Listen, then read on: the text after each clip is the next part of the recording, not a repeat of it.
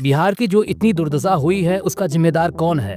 मैं ये सिद्ध कर सकता हूँ कि जितना जिम्मेदार यहाँ के नेता नहीं है, उससे कहीं अधिक जिम्मेदार यहाँ की जनता है। पिछले 50 सालों से बिहार को लूटा जा रहा है, वो भी सामने दिख रहा है। उसके बावजूद भी यहाँ की जनता ने बदलाव को नहीं, जाति को चुना, बाहुबल को चुना, अहंकार को चुना, विकास को नहीं सम्मान को चुना। और यही रास्ता बिहार को न विकास दिला सकी न सम्मान दिला सकी। क्या ये बात सच नहीं कि आज बिहार का प्रत्येक सरकारी कर्मचारी करप्ट है? क्षेत्र से लेकर ब्लॉक तक, ब्लॉक से लेकर जिला तक, जिला से लेकर राज्य तक, या यूं कहे कि एक गांव का मुखिया से लेकर के सरकार से जुड़ा मंत्री तक, सब में करप्शन की भूख है। मैं ये आज साबित करूंगा कि पिछले 50 सालों से बिहार को लूटा जा रहा है और सबसे बड़ी गलती हमारी है, जनता की है। तैयार है सच जाने के लिए? चलिए शुरू करते हैं आज की रिपोर्ट समृद्ध अतीत वाला प्रदेश बिहार पर। प्रधानमंत्री आइए, अभी लिट्टी खाइए। आप बोली है कि लिट्टी हम डेली खाते हैं, बिहार का मेरा रिश्ता है। बिहार जितना आंकड़ों में गरीब दिखता है, उससे बहुत ज्यादा गरीब और बदहाल है। जब आप किसी महिला से मिलते हैं और वो बताती है 65 साल की महिला कि मेरा वृद्धावस्था पेंशन 35 में जब गुजरात के 75 वर्ष होंगे, हमने अभी से नेक्स्ट 10 ईयर का पहले एक प्लान बनाना चाहिए कि जब गुजरात के 75 होंगे तब गुजरात यहाँ पहुंचेगा। उद्योग में यहाँ होगा, खेती में यहाँ होगा, शिक्षा में यहाँ होगा, खेलकूद में यहाँ होगा। हमें एक संकल्प ले लेना चाहिए। आज बिहार के करीब 9 करोड़ जरूरतमंदों को मुफ्त राशन मिल रहा है और मोदी की गारंटी है। आपको घर नहीं है रहने के लिए? नहीं जी। पर ये मिला नहीं है, सरकार से घर के लिए नहीं मिला है? नहीं जी। कुछ नहीं? नहीं कुछ। पानी उनी आपके घर में आता है? नहीं जी। नहीं आता है? नहीं, दूरा से लाते हैं। दूरा से लाते हैं। आमवा मुजर गईले खेतवा में झूमेला रहरिया है पिवा भइले दुलारी के खेतवा में झूमेला रहरिया है पिवा भइले। बिहार में रेलवे की हालत भी अब तेजी से बदल रही है। चुरावे बिलिया रतिया नयावे बिलिया चंदवा चुरावे बिलिया रतिया नयावे। National education policy is big on access to education, starting from primary education. In higher education, the aim is to increase gross enrollment ratio to 50% by 2035. यह विषय केवल एक राज्य तक सीमित नहीं है, बल्कि यह पूरे प्रदेश के लिए एक आईना है जो दिखाता है कि जब जनता और नेता दोनों अपनी जिम्मेदारी नहीं निभाते तो एक समृद्ध अतीत वाला प्रदेश किस तरह पिछड़ जाता है। उसकी वही वजूद खत्म हो जाती है जो उसकी पहचान थी। अगर आप थोड़ा सा भी पॉलिटिक्स में इंटरेस्टेड हैं तो आज आप जानेंगे बिहार क्या था और आज बिहार क्या है। आप जानेंगे कि बिहारी शब्द एक गाली कैसे बन गया। सबसे पहले मैं बता देना चाहता हूं कि मैंने बिहार पर रिपोर्ट बनाना क्यों जरूरी समझा। क्योंकि बिहार में चुनाव है, इसीलिए मैं आपको कुछ याद दिलाने आया हूं। बीपीएससी छात्रों पर जिस तरीके से लाठियां चलाई गई, क्या वो बर्दाश्त करने योग्य था? आज बिहार में सड़कें नहीं हैं, जो हैं भी वो घोटालों की वजह से टूट चुकी हैं। शिक्षा नहीं है, जिनके पास पैसा है वो अपने बच्चों को बिहार के बाहर पढ़ा रहे हैं, और जो गरीब हैं वो बिहार में पाई पाई के लिए तरस रहे हैं। अस्पताल नहीं है, नेता लोग अपना इलाज दिल्ली लखनऊ में कराते हैं, जरूरत पड़ी तो देश के बाहर चले जाते हैं, लेकिन जो गरीब हैं वो झोला छाप डॉक्टरों से इलाज कराकर मर रहे हैं। बिहार में जिंदगी इतनी सस्ती हो चुकी है कि बिहार का युवा बिहार छोड़कर किसी दूसरे राज्य में जाकर आधे दाम पर मजदूरी कर रहा है। इसलिए जरूरी समझा और बिहारियों को जगाने का समय आ गया है। बिहार कभी भारत की शान हुआ करता था। यह वही धरती है जहां से चाणक्य और चंद्रगुप्त ने राजनीति और प्रशासन की परिभाषा लिखी, जहां बुद्ध ने शांति के संदेश दिए और नालंदा विश्वविद्यालय जैसी शिक्षा प्रणाली विकसित हुई। 2500 साल पहले पाटलिपुत्र दुनिया का सबसे समृद्ध राजधानी थी। नालंदा विश्वविद्यालय में 10,000 छात्र और 2,000 शिक्षक थे। चीन, ग्रीस से लोग यहाँ पढ़ने आते थे। चाणक्य ने यहीं से भारत को एकजुट किया। लेकिन आज क्या हाल है? क्या हमें गर्व होता है या देखकर कि हम बिहार से हैं, या कहीं ना कहीं मन में एक टीस सी उठती है? एक शिक्षिका का वीडियो वायरल हुआ, उन्होंने क्या बोला हम सब ने सुना। क्यों कोई हमें गाली देकर चला जाता है? कुछ तो कमी हम में भी रही होगी। हमारे गांव की सड़कें टूटी हुई हैं, हमारे स्कूल जैसे नहीं दिखते, हमारे यहाँ बने पुल पानी में बह गए, सड़क चूहे कुतर दिए, हमारे यहाँ अस्पताल नहीं है, हमारे लोग भूख से मर रहे हैं, यहाँ एक राशन कार्ड बनवाने के लिए सालों से साहब के यहाँ चक्कर लगा रहे हैं, हमारे यहाँ रोजगार के नाम पर सिर्फ एक साधन है, बिहार छोड़कर चले जाओ और कहीं पर मजदूर बन जाओ। क्यों कोई आना चाहेगा यहाँ पर? बाढ़ आई, बच्चों की कॉपी में लिखी स्याही मिट गई, और ये आज से नहीं हो रहा है, ये सन 47 से हो रहा है। एक महिला का वीडियो देखा हमने, वो कह रही थी इससे अच्छा तो अंग्रेज ही थे। वो नेताओं और बिहार के सरकारी कर्मचारियों को कह रही थी। अब सोचिए, अंग्रेज इतना क्रूर थे, अगर उन्हें अच्छा बताया जा सकता है तो उस हिसाब से आज की क्रूरता का अंदाजा लगाया जा सकता है। एक दूसरे वीडियो में एक वृद्ध व्यक्ति से किसी लोकल पत्रकार ने पूछा कि आपके यहाँ विकास आया, तो वो विकास नाम के व्यक्ति को समझ रहे थे।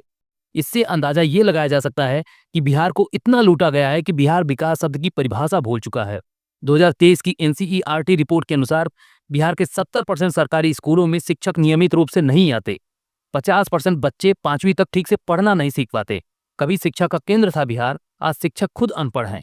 ये शिक्षा का हाल है। CMI 2022 डेटा के अनुसार बिहार में बेरोजगारी दर लगभग 20% है। देश की औसत से दोगुना। हर साल 20 लाख युवा मजदूरी के लिए पलायन करते हैं। ये बेरोजगारी का हाल है। एम्स रिपोर्ट के अनुसार प्रति 10,000 लोगों पर सिर्फ 2 बेड है। देखिए बिहार में सरकारी डॉक्टर किस ढंग से कांड करते हैं। ये जो एकदम आराम से आला लटकाकर टहलते हुए आ रहे हैं, ये सरकारी अस्पताल के डॉक्टर साहब है। डॉक्टर ही नहीं, प्रभारी महोदय हैं अस्पताल के। मुजफ्फरपुर जिला के मीनापुर PSU के ये प्रभारी डॉक्टर हैं, जिनके ऊपर पूरे मीनापुर के स्वास्थ्य की जिम्मेदारी है। वो कितने आराम से देखिए अपने हॉस्पिटल गेट के सामने ही जो है सो कैसे प्राइवेट क्लिनिक चला रहे हैं, और बाजाबता चला रहे हैं। न किसी का इनको डर है, न खौफ है। कोई इनको क्या बिगाड़ सकता है, क्योंकि ये बिहार में है। बिहार का सिस्टम इतना लाचार है कि इन जैसे पर कोई 80% ग्रामीण झोला छाप डॉक्टरों पर निर्भर है। डॉक्टर हैं आप? जी। कहाँ से पढ़ी है आपने डॉक्टरी? हम पढ़े नहीं हैं, प्रैक्टिशनर हैं। मतलब दवाई देते हैं? हाँ देते हैं। मेरे पास डिग्री नहीं है, हाँ। प्रैक्टिशनर हूँ। पर ये तो नेता दिल्ली में इलाज कराते हैं, गरीब यहाँ दरभंगा में मरते हैं। ये स्वास्थ्य का ढांचा है। ट्रांसपेरेंसी इंटरनेशनल 2023 के अनुसार बिहार भारत के सबसे भ्रष्ट राज्यों में से पहले नंबर पर है। उस 11 साल की बच्ची का रेप करने के बाद उसका गला काटा गया, चाकू से सीना चीरा गया, लेकिन उसकी असली मौत तो PMCH के बाहर उस एम्बुलेंस में हुई, जहां वो 8 घंटे तड़पती रही। क्यों? क्योंकि महान बिहार सरकार के पास राजधानी पटना के PMCH में एक बिस्तर तक नहीं था। एक 11 साल की मासूम रेप सर्वाइवर 8 घंटे अस्पताल के बाहर एम्बुलेंस में इंतजार करती है और भर्ती होते होते दम तोड़ देती है। ये लापरवाही नहीं, ये मर्डर है। नीतीश कुमार, आप कब तक सिर्फ गठबंधन जोड़ते रहेंगे? इस बच्ची के एक गांव का मुखिया से लेकर एक मंत्री तक सब में रिश्वत की भूख है। 2021 में बिहार का एक पुल बनने से पहले पानी में बह गया। अधिकारियों ने यहां तक भी कहा है कि चूहों ने सड़क कुतर दी है। ये भ्रष्टाचार का हाल है। हम अक्सर नेताओं को दोष देते हैं और देना भी चाहिए। पिछले 40-50 सालों में बिहार को जितना लूटा गया है, उतना शायद ही किसी राज्य को लूटा गया हो। यहाँ के नेताओं ने जनता को केवल जाति, धर्म और क्षेत्रवाद में उलझा कर रखा। विकास के नाम पर सिर्फ खोखले वादे किए गए। सड़कें टूटी पड़ी हैं, शिक्षा व्यवस्था ध्वस्त है, बेरोजगारी चरम पर है, भ्रष्टाचार ने सरकारी तंत्र को खोखला कर दिया है। लेकिन क्या सिर्फ नेता दोषी हैं? क्या जनता की कोई जिम्मेदारी नहीं है? हम पिछले 40 सालों से उन्हीं नेताओं को चुनते आ रहे हैं जो हमें बार बार धोखा देते हैं। हमें पता होता है कि ये लोग बिहार के लिए कुछ नहीं करने वाले, बावजूद उसके हम उन्हीं को वोट देते हैं, क्योंकि हम जाति, धर्म और छोटे छोटे प्रलोभनों में फंसे रहते हैं। जब चुनाव आते हैं तो हमें शराब, पैसे या छोटे मोटे वादों में बहलाया जाता है। हम सोचते हैं चलो कम से कम अभी तो कुछ मिल रहा है। आज बिहार के पैकेज की घोषणा यहीं से करना चाहता। करो 50,000 करूं कि ज्यादा करो, 60,000 करूं कि ज्यादा करो, 70,000 करूं कि ज्यादा करो, 75,000 करूं कि ज्यादा करो, 80,000 करूं कि ज्यादा करो, 90,000 करूं कि ज्यादा करो। मेरे भाइयों बहनों, मैं आज वादा करता हूं 1.25 लाख करोड़ रुपए का पैकेज देगी। 1.25 लाख करोड़ रुपया।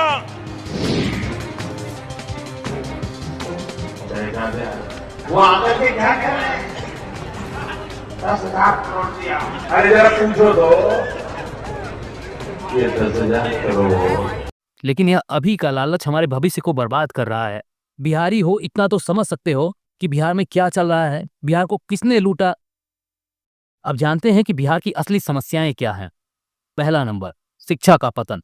कभी नालंदा था, आज 60% स्कूलों में बिजली तक नहीं है। ये 2023 का सर्वे है।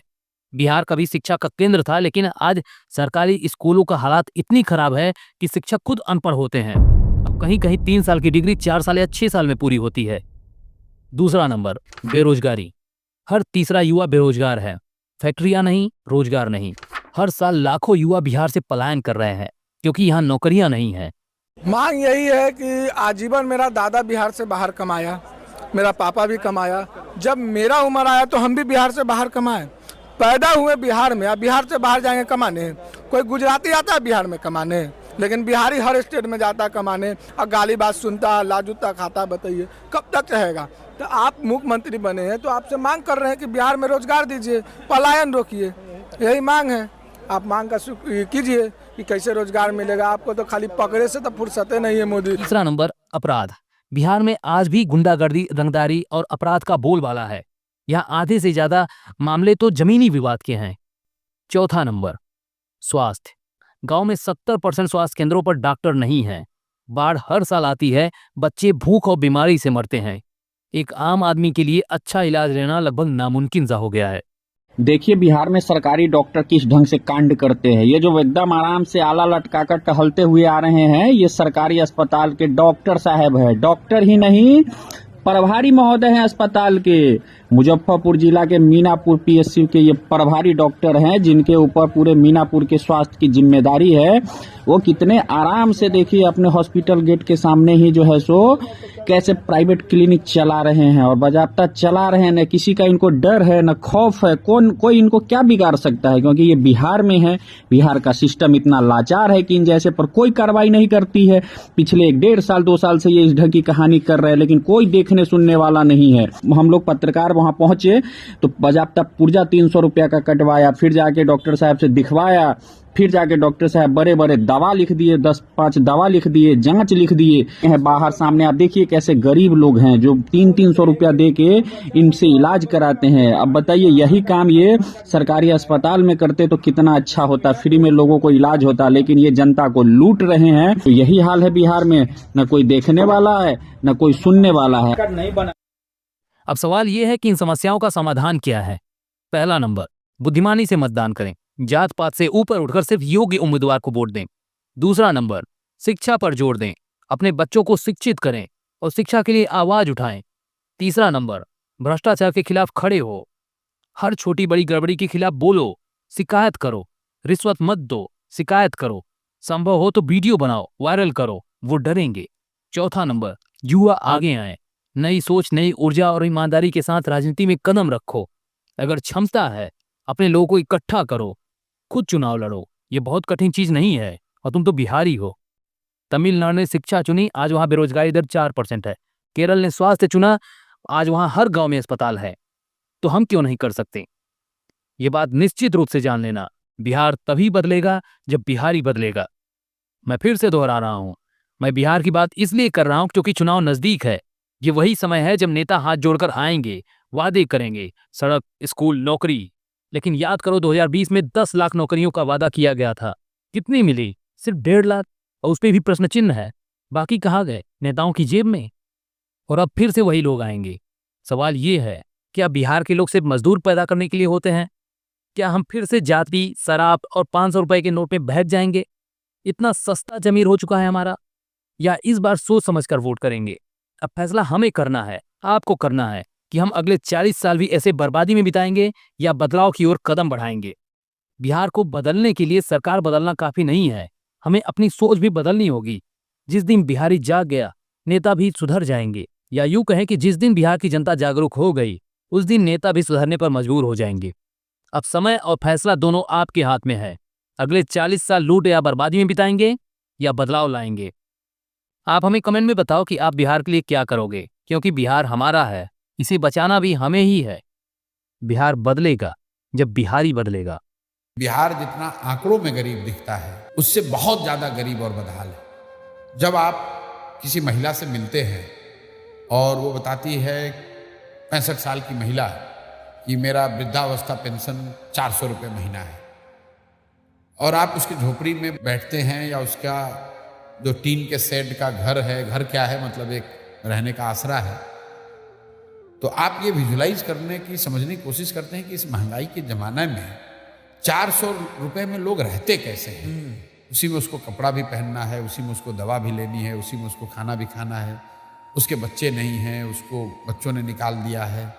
400 रुपये में पूरे महीना वो महिला ये ताक में इंतजार में रहती है कि वो 400 रुपये आएगा तो ये काम करूँगी। जब आप इस चीज़ को